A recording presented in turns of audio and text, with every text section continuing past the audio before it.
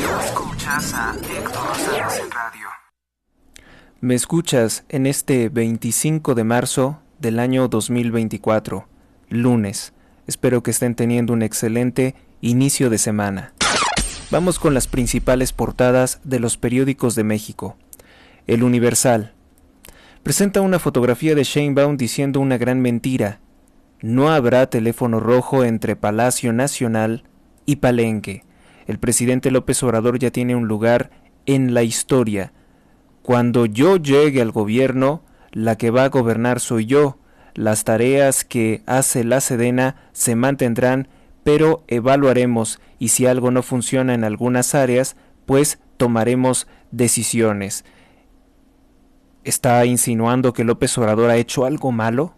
¿Está insinuando que su supremo líder, su Dios, ha podido cometer algún error? Cuidado. Esta columna la publica David Aponte y Carlos Benavides. Pues la más grande mentira que ha dicho Sheinbaum es que ella va a gobernar, cuando en realidad la tiene amenazada de muerte el mismo tirano López Obrador. Además, no es una garantía la narcoelección que se está desarrollando en curso que le dé el triunfo a ella. Creo que hay algunos personajes que apoyan al frente, a los que les gustaría porque ya ven perdida la elección, anularla, dice de alguna manera jurídicamente. Pues si seguimos recopilando tantas pruebas como que están comprando votos por 1,000 pesos para Sheinbaum, agentes de Morena, creo que es perfectamente comprensible pensar que estas elecciones sí que se pueden impugnar en muchas partes del país. Porque hay zonas que están completamente controladas por el narcotráfico, como es el caso de Tamaulipas, controlado por el cártel del Golfo, que están consiguiendo votos a favor de Sheinbaum. Debemos de impugnar todas esas elecciones, todos esos votos no deben de contar. Tampoco deben de contar los votos de los criminales a favor de Sheinbaum. Creo que es posible, creo que sí es posible quedarnos con votos legítimos y anular los votos ilegítimos de Morena. Otra de las cosas que presenta la portada es corrupción para abrir empresas en récord. INEGI reporta que en el año 2023, con este gobierno morenista, 75,000 emprendedores se vieron obligados a dar mordidas, a dar dinero, a dar sobornos para poder hacer algún trámite en sus empresas. Esta es una columna de Rubén Migueles.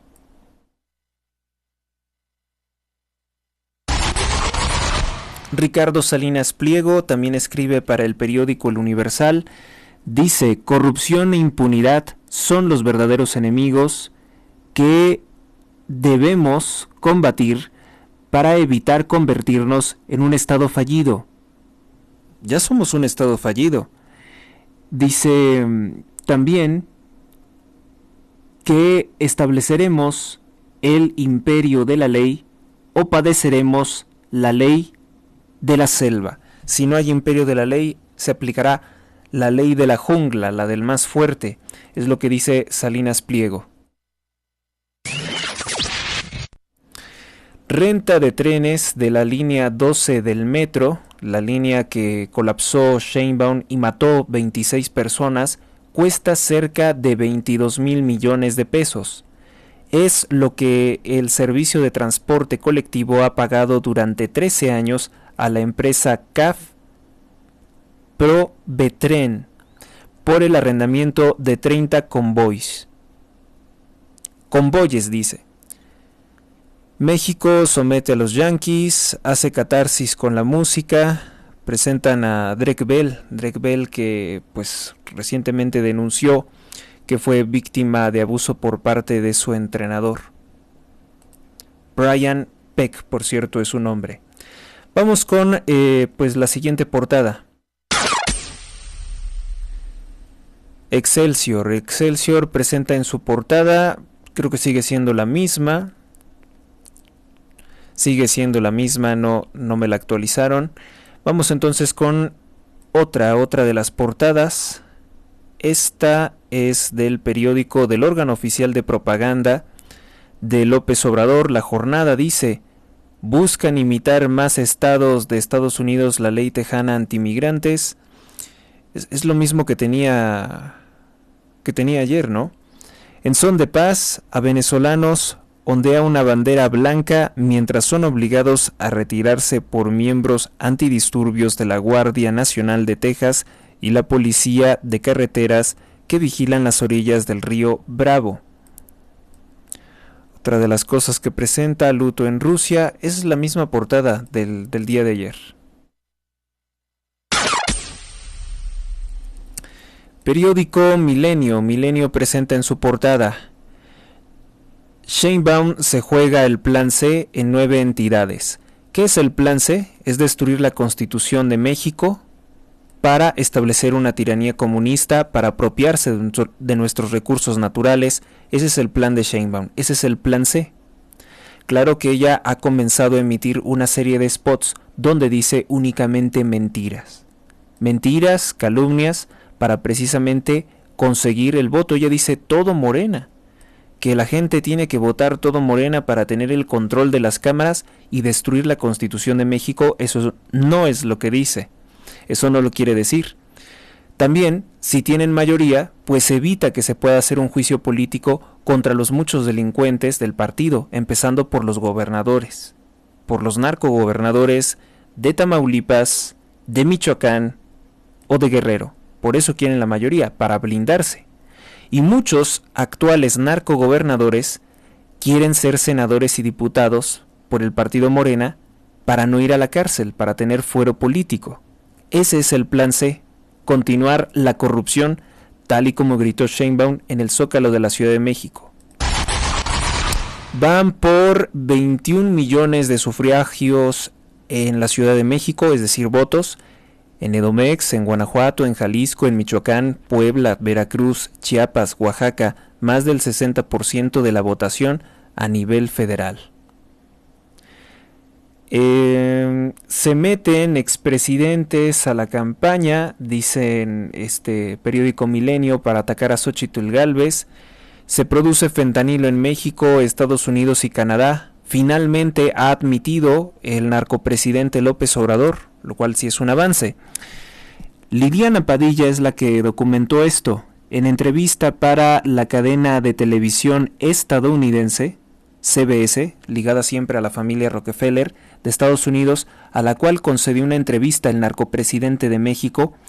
Dice que, que ha reconocido que sí se produce el fentanilo en nuestro territorio. Y eso pues ya se consideraría un avance, ¿no? ¿Por qué López Obrador se dedicó todo este sexenio a negar a todos, públicamente a todos los medios de comunicación, que se produce fentanilo en México, que ocasiona la pérdida de vida de 109,000 estadounidenses y otros 109,000 mexicanos? ¿Por qué ahora lo reconoce ante CBS, ante la cadena de televisión CBS? No lo sabemos. Con 1.9 billones es el costo de las pensiones, que ya se duplica el gasto en salud pública. Con 1.9 billones, costo de pensiones, ya duplica el gasto de la salud pública. Recuérdese que una de las cosas en las que más se gasta en México es en salud pública, a pesar de los recortes de López Obrador. Y sin embargo dice que ya se duplicó el costo de las pensiones. Y además tenía planeado, o dijo la mentira, por temporada electoral López Obrador, que iba a dar las pensiones al 100%, lo cual es imposible. Vamos con otra nota. Es la portada del periódico Reforma, que presenta en su portada: liberan a 58 de las 66 personas secuestradas en Culiacán. Reclaman en Sinaloa cordura a los narcos. ¿Quién puede pedirle cordura a los narcos?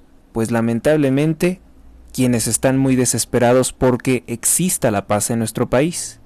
El obispo. Dicen que el obispo de Culiacán ha solicitado eso. Llama obispo a recuperar la paz, reporta más enfrentamientos. Después del secuestro masivo de familias, aproximadamente 8 familias en Sinaloa, el obispo de Culiacán, Jesús José Herrera, pidió cordura a los grupos criminales para evitar más hechos similares de violencia en la entidad. Pues lo que deberíamos de exigir es cárcel para todos ellos. Y por otro lado, creo que este es el obispo de Culiacán que acusaron de oficiar una misa para la familia de criminales del Chapo Guzmán. Hasta ayer, de las 66 personas plagiadas el viernes pasado, incluidos 18 menores de edad, 58 habían sido liberados. Durante su mensaje dominical, el obispo Herrera reprochó estos actos y dijo que violentan la libertad de las personas. Somos conscientes de los tiempos difíciles que vivimos en todo nuestro país y aconsejó el viernes pasado en Culiacán, que está marcando dolorosamente un precedente en la historia de esta ciudad, donde las familias completas, incluyendo menores de edad, se les ha privado de su libertad. Bueno, pues parece ser que el obispo pues está enmendando el camino. Sin lugar a dudas que lo está enmendando al criticar fuertemente la violencia de los grupos criminales protegidos por López Obrador. Reprocha a Cardenal la falta de garantías. Desde Guadalajara dice que los hechos de violencia, tanto a nivel local como a nivel nacional, desde el rapto del periodista Jaime Barrera en Zapopan, Jalisco, hasta el plagio masivo de personas en Culiacán, abonan a la falta de condiciones de seguridad y tranquilidad que tiene que tener un ciudadano para poder votar. Claro que no hay garantías con esta inseguridad. Esto de la violencia, las amenazas de los narcos de Sheinbaum, puede ocasionar en gran medida que se desincentive el voto. Vamos con otra nota. Gente malvada pues consideran que la Semana Santa es para la frivolidad, la diversión y los bailes groseros. Revive Acapulco y dicen que tras el paso del huracán Otis se van a la playa. Semana Santa no es para irse a la playa. Vetan herbicida, peligran granos. Además de la sequía y de la falta de apoyos económicos del gobierno federal, los productores de maíz y otros granos básicos enfrentan otro problema: la prohibición del glifosato a partir del próximo 1 de abril, es decir, en una semana. Aunque es el herbicida más popular de todo el mundo y sus licencias de uso han sido renovadas en países de primer mundo como Estados Unidos, Canadá y la Unión Europea, en México se han dejado llevar por la propaganda que dicen que es extremadamente nocivo para la salud. Y por eso aseguran que no se seguirá utilizando en la producción de alimentos. En todo caso, ¿qué será peor? ¿Comer alimentos un tanto contaminados o que no haya la producción necesaria y se genere desempleo y entonces hambruna? Bueno, hay un famosísimo documental que se llama El Mundo Según Monsanto, que explica precisamente los daños del glifosato. Y ahora está el cuestionamiento, ¿no? ¿Por qué en este aspecto el narcopresidente se muestra muy ambientalista? ¿Y por qué no se muestra ambientalista para destruir y convertir en aserrín más de 10 millones de árboles en la construcción del corrupto Tren Maya? ¿Por qué el narcopresidente no quiere que se utilice el glifosato en México para producir alimentos, pero sí importa maíz, frijol y toda clase de productos por toneladas desde los Estados Unidos que se producen con glifosato? Así que es una completa absurdez, tontería, hipocresía que el presidente diga que está en contra de ese químico. Está en contra de que se use en México porque no quiere la producción en México de alimentos, pero sí que venga de Estados Unidos. Es también con relación al petróleo. México compra petróleo al extranjero, compra gasolinas por la baja producción de Pemex. Esto que le gusta también ocultarlo a los medios de comunicación. ¿Y cómo extraen el petróleo esas empresas de Estados Unidos? Pues utilizando técnicas como el fracking, que López Obrador prohíbe en México para que no pueda levantar la producción de petróleo en nuestro país. Entonces es un discurso hipócrita que es para cumplir con los intereses de Estados Unidos el falso ecologismo de López Obrador. ¿Por qué no se mostró ecologista para evitar la destrucción de manglares en la refinería de Dos Bocas? ¿Por qué no se mostró ecologista para evitar la destrucción de un paisaje natural para construir su aeropuerto en Zumpango?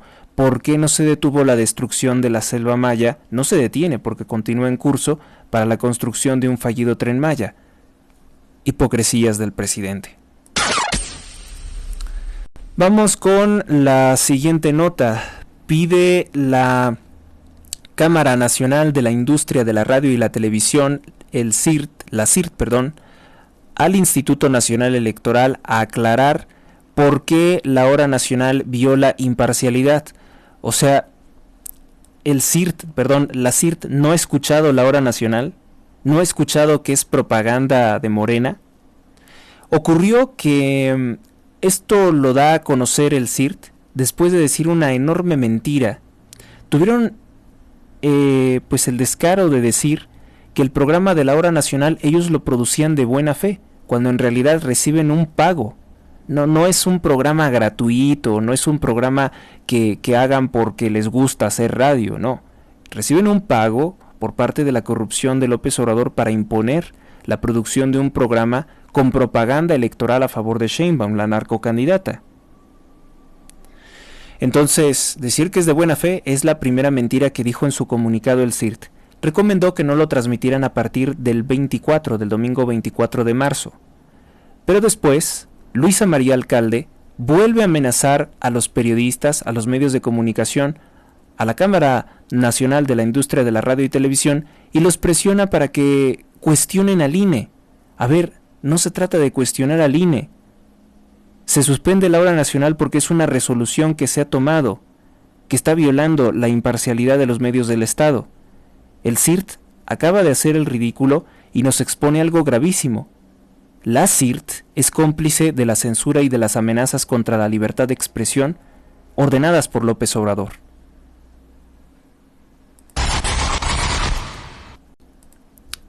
Abastecen piperos a la Ciudad de México desde Naucalpan. Están extrayendo agua de Naucalpan.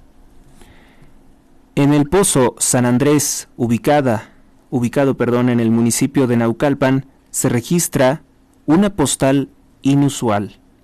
Piperos particulares esperan en fila hasta 3 horas para llevarse el agua de ese municipio. Hacen una fila de aproximadamente 650 metros de pipas que toman el agua de este municipio para llevarla a la Ciudad de México. El hecho se registra pese a que el ayuntamiento pide como requisito para que el agua que es extraída de sus pozos sea distribuida en la demarcación. O sea, no pueden estarse robando el agua, así como López Obrador se está robando el agua de Zumpango. Además de que solicitó a la Conagua una declaratoria de emergencia hídrica y no se ha tomado esta determinación. El 31 de enero, la alcaldesa Angélica Moya declaró al periódico Reforma que no tenía detectado que piperos de la Ciudad de México acudieran a su municipio para cargar el líquido. No tenemos, dijo ella, detectado, y de hecho uno de los requisitos a los particulares para poder suministrar el agua es que le cumplan al organismo de aguas. Es precisamente que se redistribuya el agua únicamente en Naucalpan. Pues ahí está los grandes robos del agua por parte del régimen López Obradorista. Esa es la nota que yo creo que vamos a destacar. Se están robando también el agua de Naucalpan de Juárez, Estado de México.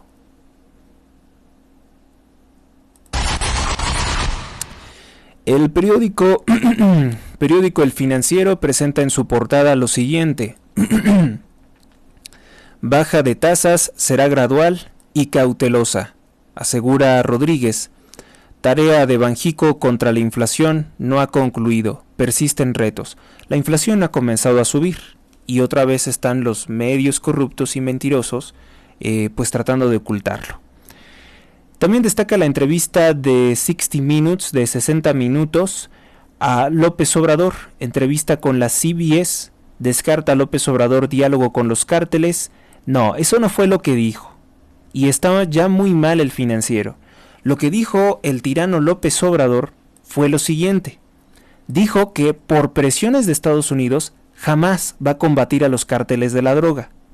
Eso fue lo que dijo. Vean qué mal está la portada del periódico El Financiero. Y por otro lado, López Obrador también está reconociendo que en México se produce el fentanilo y qué. Le faltó decir, ¿no? Que eso es lo que piensa. ¿Y qué? ¿Qué van a hacer? Investiga la Fiscalía General de la República a la Fibra 1 para la emisión de la Fibra Nex, un fondo de inversiones. Criminales liberan a otros 16 de los 66 secuestrados. Pues eso lo pone en las letras más chiquitas, en las letras para una pulga o una hormiga, el periódico El Financiero. ¿No le parece algo preocupante que de pronto levanten, secuestren a un grupo de personas? Con cualquier cosa le dan la razón a Rocha Moya. Minimizan todos los crímenes que se cometieron el fin de semana también, no se ven por ninguna parte. Periódico El Economista. Construcción mete freno y tiene su peor desempeño desde enero del año 2012. En el primer mes del año, el IGAE mostró una contracción de la construcción de un 0.6% en comparación mensual. En efecto, se refiere más a construcciones de otro tipo, porque hace poco les estaba hablando sobre que se están construyendo importantes edificios residenciales, rascacielos, pero esto se refiere a otra clase, ¿no? Otra clase de construcciones. Además de que sí tenemos lista de muchos también rascacielos que fueron cancelados. La inflación repunta a 4.48% en la primera mitad de marzo. Bien por el periódico El Economista. A diferencia de la corrupción del periódico El Financiero, sí destacan que la inflación está empeorando. Atribuyen el aumento en el indicador dicen, a la segunda Semana Santa. El índice de precios al consumidor mostró una variación quincenal del 0.27%. Sí está aumentando. Por supuesto que los costos aumentan y esto tiene que ver también con la narcoeconomía que le está imponiendo a México López Obrador, que permite libremente a los criminales extorsionar a transportistas y a productores de alimentos. Diario de Yucatán, el periódico de la vida peninsular, presenta en su portada: víctimas de la corrupción. Afectadas por esa práctica, 74.287 personas que iniciaron un negocio en el año pasado. Bien, como también lo destacó el periódico El Universal, bien que aquí en México todos somos víctimas de extorsión y de corrupción por parte de los funcionarios de AMLO. Micro y pequeñas empresas fueron las más golpeadas. Casi 1 de cada 3 personas que realizaron trámites en el gobierno para su empresa fueron víctimas de corrupción el año pasado, 2023, según la encuesta nacional de calidad e impacto gubernamental realizada por INEGI. El número de emprendedores que experimentaron algún acto de corrupción ascendió a 74.287 personas en 2023, cifra que representa un 27.5% superior a años anteriores. El costo de un gobierno corrupto. Admiten autoría en atentado. Dicen en Rusia que sospechosos fueron torturados y que han confesado. 2 de los 4 sospechosos de ser los directamente implicados en el ataque, aunque hay más de 11 detenidos, acusados del ataque a la sala de conciertos de Moscú que dejó más de 133 fallecidos, reconocieron su culpabilidad ante un tribunal ruso.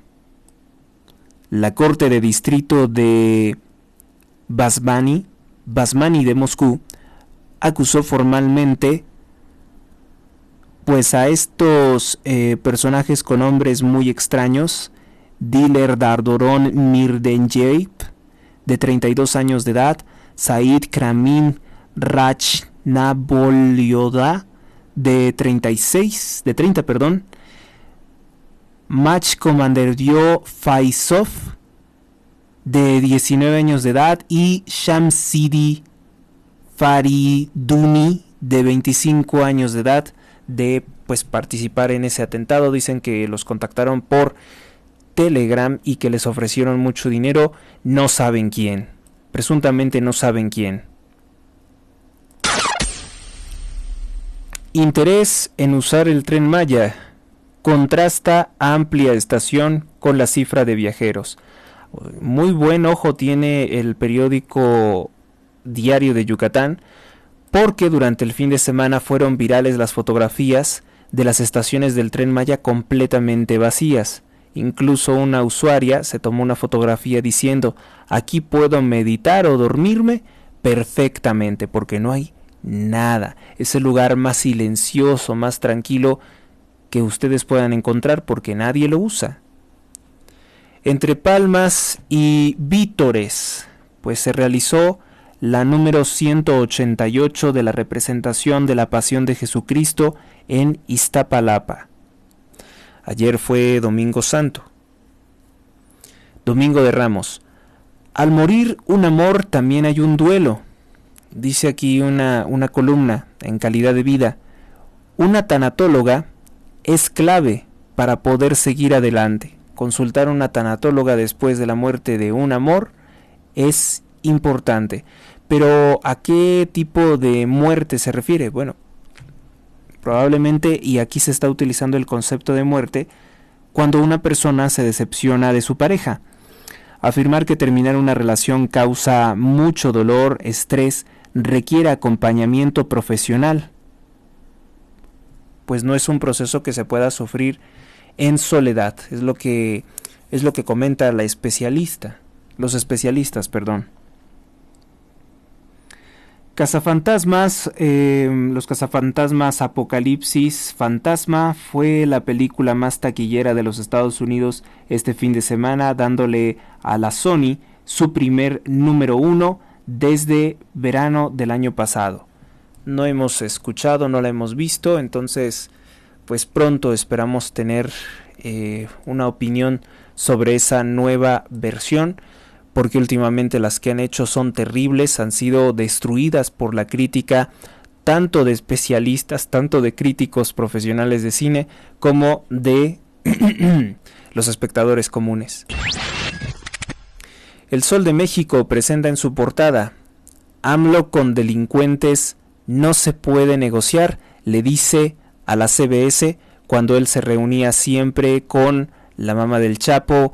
Le habla con mucho respeto al criminal multiasesino narcotraficante Chapo Guzmán. Liberó Ovidio.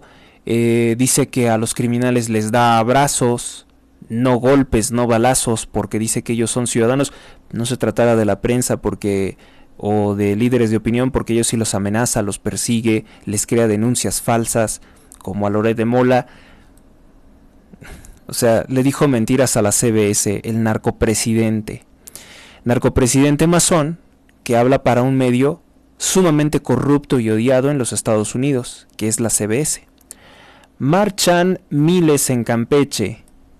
Por tercera ocasión, miles exigieron la renuncia de la secretaria de Seguridad de Campeche, ligada a la corrupción de Morena, Marcela Muñoz, y también exigieron la destitución de la gobernadora morenista Laida Sansores, tras el fallido operativo de policía estatal en el cerezo de Coven, el 15 de marzo. Voto de castigo, están coreando, castigar a Morena, no darle el voto, no votar por Sheinbaum.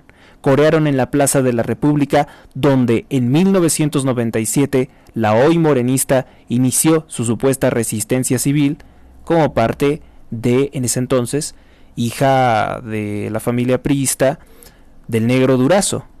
Eso es Laida Sansores, la corrupción vieja del PRI, hoy en Morena, porque Morena es todos los viejos y corruptos que estaban antes en el PRI. Organizaron desde, dice, Organización, de los Estados Americanos, la OEA, dice lo siguiente: México adeuda cuota de 7.5 millones de dólares en aportaciones a la OEA. Si quiere seguir participando en esa organización, le adeuda eso. La Secretaría de Relaciones Exteriores, dirigida actualmente por Alicia Bárcenas, la corrupta que exhibí el fin de semana firmando un pacto criminal contra México a favor de Maduro, en que pacta que le van a entregar 11,000 pesos mexicanos a cada uno de los migrantes ilegales venezolanos que se ha repatriado, expulsado de los Estados Unidos, dinero que es nuestro, dinero que no crece en los árboles. Bueno, pues esa persona, Alicia Bárcenas, dice que solo han pagado $203,000 a la OEA, que es el costo de la membresía fijada para el año 2024. Así que en una de esas, México puede que sea expulsado de la OEA. Niegan desaparecidos, no sé si los adeudos sea motivo suficiente para una expulsión. Niegan desaparecidos de la dictadura militar. En Buenos Aires, el gobierno de Javier Milei negó la cifra de desaparecidos de la dictadura militar argentina justo en el Día de la Memoria, que recuerda el supuesto golpe de Estado. Más bien, déjese de golpe de Estado, fue liberarse de un gobierno débil que estaba solapando los actos terroristas de montoneros. No es que Estela Perón fuera un personaje perverso, más bien yo creo que era una mujer que no sabía nada de política, y pues ella se establece en ese cargo, obviamente por algo que es corrupción, por nepotismo, porque la hereda, la deja Juan Domingo Perón. Hagan de cuenta, Juan Domingo Perón, que era un masón y luego se hizo chavista, o mejor dicho, a favor de Fidel Castro, pues decía que votaran por ella, ¿no? Entonces por eso es que ella, como heredera política de él, que era un corrupto, pues asumía el poder. Obviamente esta señora no supo qué hacer, o no tenía el poder, o no quería proceder contra los terroristas de Ernesto el Che Guevara, que era el grupo de extremistas montoneros. Y pues los militares tuvieron que defender a la población civil. Algunos dirán que con métodos muy brutales. Yo les preguntaré, ¿no fue menos brutal el hecho de que montoneros asesinaran a militares, los emboscaran y los mataran a militares argentinos? Que quisieran tomar el poder para rendir a Argentina al servicio de Fidel Castro. ¿No era eso algo malo, pernicioso? Por supuesto que lo era. No me pueden criticar por denunciar eso. Y en efecto, la cifra debe de estar manipulada. Debe ser una cifra extremadamente exagerada.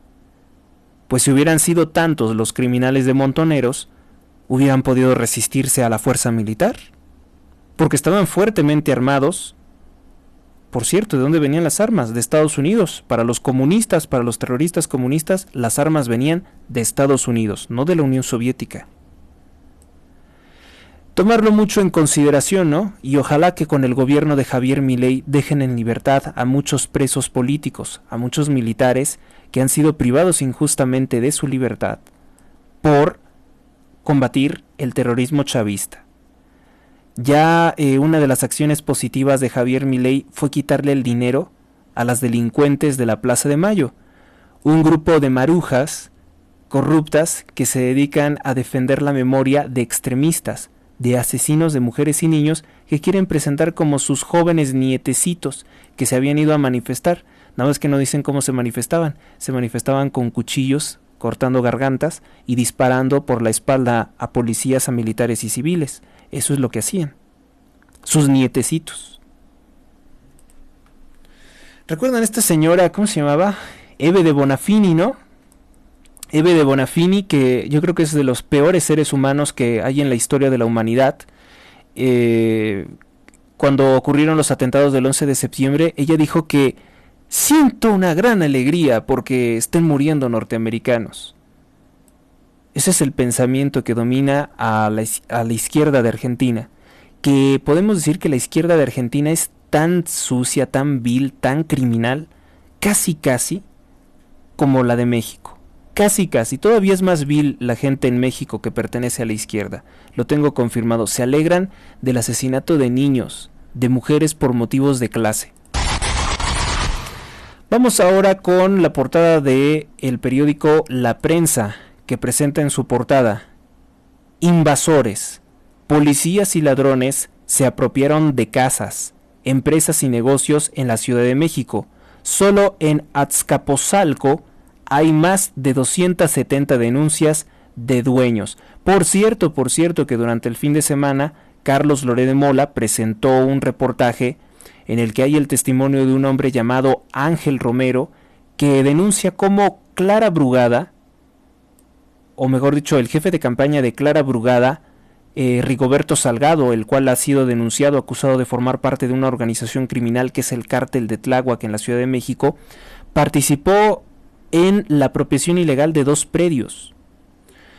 Con celebración del Domingo de Ramos, inicia en Iztapalapa la 181 escenificación de la Semana Santa. No, de la Pasión de Cristo. 181, yo había dicho 188. Vamos a ver después quién tiene la razón. Instalan en el Valle de México primer gabinete para dar seguridad hídrica y proteger el acceso sustentable al agua. Alcanza la Ciudad de México la cifra récord de 43.593 millones de dólares en IED, inversión extranjera directa. Es el 30% de lo recibido a nivel nacional. Sí es importante que vayamos a ver precisamente el reportaje de Latinus, que habla precisamente de eso, de la apropiación ilegal de predios.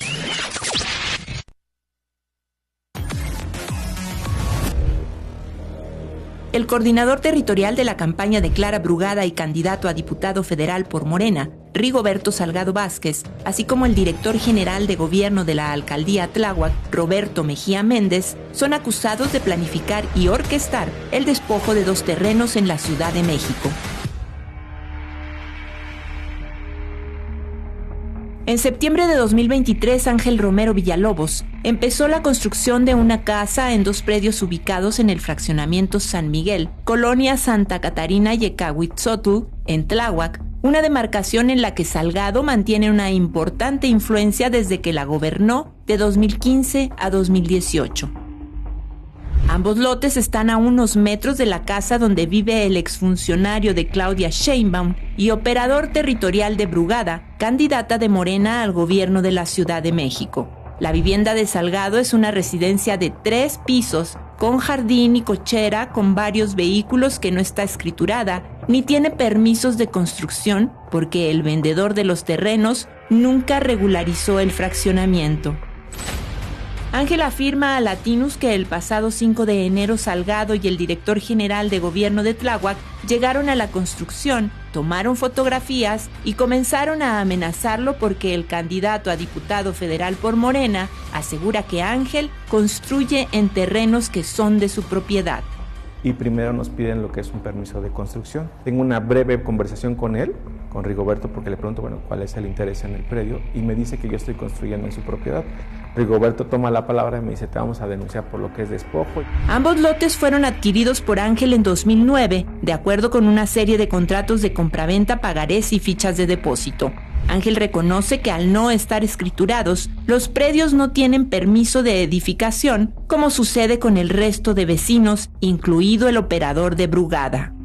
El sábado 6 de enero, un día después de la visita de Salgado, funcionarios del INVEA, el Instituto de Verificación Administrativa de la Ciudad de México, acompañados por policías capitalinos y personal de la alcaldía Tláhuac, llegaron a la construcción. Le dijeron a Ángel que habían recibido una denuncia anónima acerca de una construcción irregular. Nos muestran las fotografías que coinciden con las de día antes tomadas por el señor Roberto Mejía Méndez y Rigoberto Salgado Vázquez. Levantaron un acta rápidamente, me dijeron que me iba a hacer acreedor una multa. Ángel paró la obra e impidió el paso a los terrenos con una malla ciclónica y láminas. El INVEA realizó 2 visitas más y el 17 de enero colocó sellos de suspensión provisional de la obra. Un día después, funcionarios de la Fiscalía Ambiental de la Ciudad de México también visitaron el fraccionamiento para asegurar los predios y colocar otros sellos. Esta dependencia actuó, de acuerdo con el relato de Ángel, por una denuncia por despojo presentada por el hijo de Rigoberto Salgado en contra de un tercero. Ante esto, Ángel inició acciones legales. El 1 de febrero, un juez le otorgó un amparo en el que ordenó a las autoridades no decretar el abandono o decomiso del inmueble, ni disponer del mismo mientras no se resolviera el caso.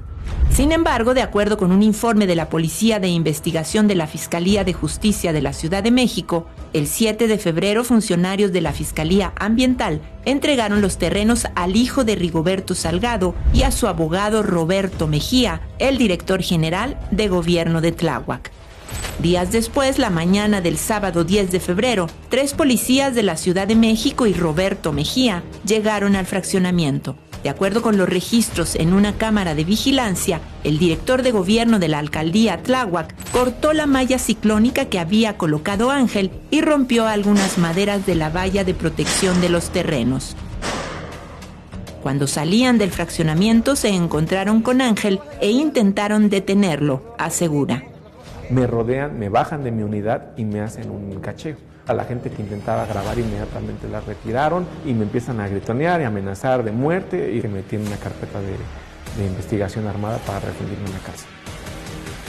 La intimidación siguió. El domingo 11 de febrero, Roberto Mejía regresó al terreno con una máquina retroexcavadora y dejó a 2 personas para vigilar la propiedad. Días después, funcionarios de la Fiscalía Ambiental Capitalina colocaron de nuevo los sellos de aseguramiento porque el juez de distrito ordenó reponer la suspensión provisional que había decretado. Hoy, Ángel espera que la justicia resuelva el litigio a su favor y que el poder político de Rigoberto Salgado no influya en las decisiones de las autoridades y pierda la posesión de los terrenos que compró en 2009 en la alcaldía Tláhuac. Bueno, ya ven para qué quiere el poder Clara Brugada, para qué quieren el poder los del cártel de Tláhuac, que son, ahora sé, los que dirigen la campaña de Brugada. Pues lo quieren para robarse terrenos, para robarse casas, para apropiarse y para ser arrogantes y generar despojo y que sea legal. Eso es lo que hacen. Periódico AM presenta en su portada: defiende Partido Acción Nacional voto en contra. Dicen diputados guanajuatenses que prohibición de las terapias de conversión criminaliza a familiares y psicólogos. Bien por el Partido Acción Nacional, que se opone, bueno, al menos intentó oponerse a que se ilegalizaran las terapias de conversión que son necesarias como atención psicológica a personas con problemas de orientación e identidad sexual. Piden en Sinaloa cordura a los narcos después del secuestro masivo en Culiacán.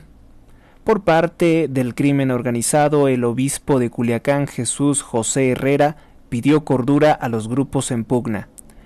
Acepta que el país produce fentanilo. Bien, también por el periódico AM, que eso es lo único destacable de la entrevista con 60 minutos de López Obrador. Recibe Fiscalía el 56% más denuncias que el total de las unidades que recobró. Los datos contemplan que entre 2019 y 2023, periodo durante el cual disminuyeron 18.2% las denuncias por este delito en Guanajuato, roban 20,000 autos, recuperan solo 8,727 en Guanajuato. Fallece el exgobernador Luis Ducoing. En Querétaro, donde residía desde hacía ya muchos años, falleció el político priista que gobernó entre 1973 y 1979 durante un periodo del que se recuerda su sintonía con el corrupto presidente, con el delincuente Luis Echeverría Álvarez, y la visita a la capital de la reina Isabel II. Bueno, otro de esos personajes lamentables. ¿Y tú cómo compartes Guanajuato? Dice, ven a San Miguel de Allende y ponen una boda. Pues también hay que promocionar el turismo a ciudades bellas, ¿no? Como es San Miguel de Allende, si bien últimamente opacado un poco por la violencia. El periódico El Informador repunta turismo religioso. Los templos de Tlalpan de Allende, en San Juan de los Lagos y la zona metropolitana de Guadalajara están entre los destinos más populares. Carreteras de los Altos y Macrolibramiento son las más inseguras para los transportistas. Esas son las dos cosas que destaca el periódico El Informador en su portada en esta ocasión. Bueno, pues estas han sido las portadas de los principales periódicos de México. Gracias por su atención. Dios los acompañe. Hasta la próxima. Suscríbete a Héctor Rosales Oficial y recibe las últimas noticias y actualizaciones del canal. Gracias por tu atención. Hasta la próxima.